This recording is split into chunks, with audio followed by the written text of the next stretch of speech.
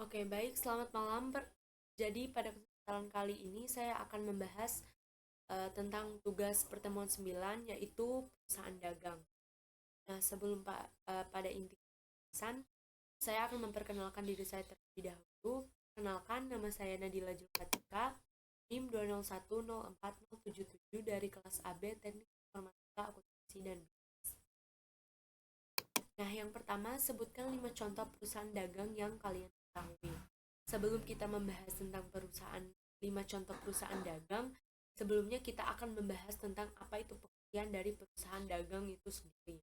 Nah, perusahaan dagang adalah perusahaan yang kegiatan utamanya membeli, menyimpan, dan menjual kembali barang dagang tanpa memberikan nilai tambah.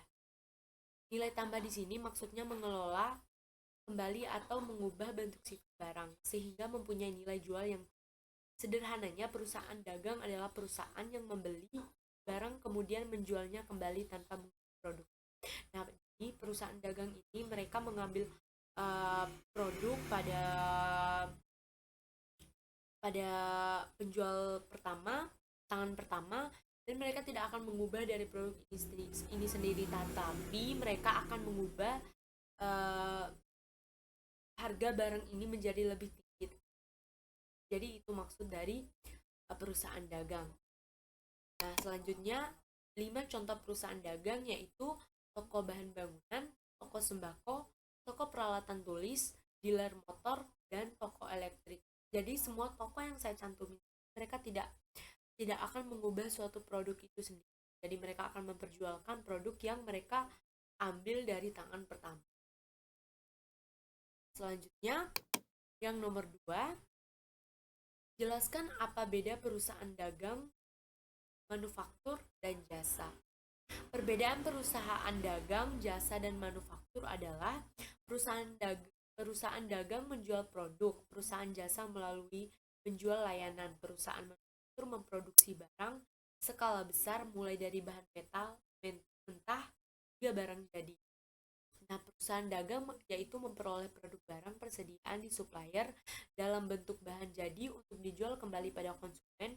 Perusahaan dagang kegiatannya hanya melakukan penjualan kembali dengan tidak merubah baik dan memperoleh keuntungan dari selisih penjualan. Jadi, di perusahaan dagang ini mereka tidak akan mengubah produk dari supplier pertama. Jadi, mereka hanya akan mengubah harganya sedikit agar bisa mendapatkan.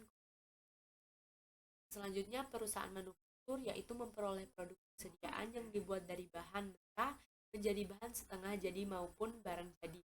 Bisa jadi perusahaan manufaktur mengolah bahan baku untuk perusahaan. Nah, maksud dari di sini adalah perusahaan manufaktur ini mengolah barang itu sendiri dan menjualnya kepada supplier kedua yaitu pembeli dari mereka. Nah, pembeli dari mereka ini akan menjual kembali barang tersebut. Selanjutnya yaitu perusahaan jasa. Perusahaan jasa ini tidak memiliki persediaan barang dagang untuk dipasarkan karena produk mereka bersifat tidak berwujud seperti perusahaan dagang atau manufaktur. Produk perusahaan jasa berupa hasil kerja dan keahlian sendiri. Nah, jadi pada intinya untuk perbedaan ketiga jenis perusahaan ini secara spesifik hanya ada bagian persediaan dan pembeliannya saja. Nah, selanjutnya yang nomor 3 yaitu akun apa saja yang dimunculkan di perusahaan dagang. Yang pertama yaitu akun pembeli. Di akun pembelian ini, semua barang yang dibeli oleh perusahaan dagang dari produsen dicatat dulu nih di sini. Tapi walau namanya akun pembelian, bukan berarti semua pembelian dicatat di sini ya, karena yang dicatat hanya pembelian berupa barang. Selanjutnya, yang kedua, akun penjualan. Nah, kalau di akun penjualan ini berarti semua barang yang dijual, baik itu konsumen atau perantara lain yang dicatat di sini sama nih kayak akun pembelian yang dicatat di sini cuma penjualan berupa barang saja. Selanjutnya yang nomor 3 yaitu akun persediaan. Sesuai namanya, di akun persediaan akan dicatat jumlah barang dagangan satu perusahaan. Jumlah barang yang dicatat merupakan jumlah yang ada pada periode tertentu ya. Selanjutnya yang nomor 4 yaitu akun harga pokok penjualan. Akun harga pokok penjualan juga biasa disebut akun HPP. HPP nih guys, kalau Di akun HPP ini yang dicatat adalah harga pokok yang dijadikan standar oleh perusahaan itu untuk menentukan harga barang yang akan dijual. Harga pasar juga berpengaruh pada harga produk.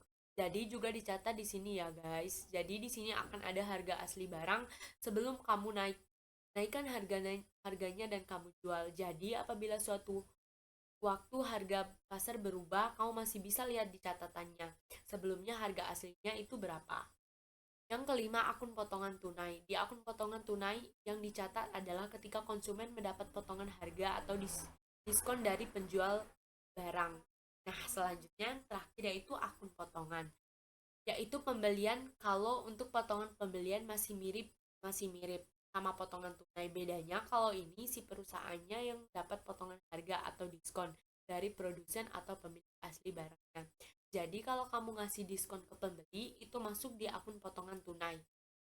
Tapi kalau kamu yang dapat diskon dari penjual berarti masuknya ke akun potongan pembeli. Kurang lebih seperti di gambar. Nah, mungkin sampai di sini saja penjelasan saya tentang ketiga pertanyaan tadi. Semoga dapat dimengerti untuk teman-teman sekalian. Lebih dan kurangnya saya minta maaf. Saya Nadila Julfika mengucapkan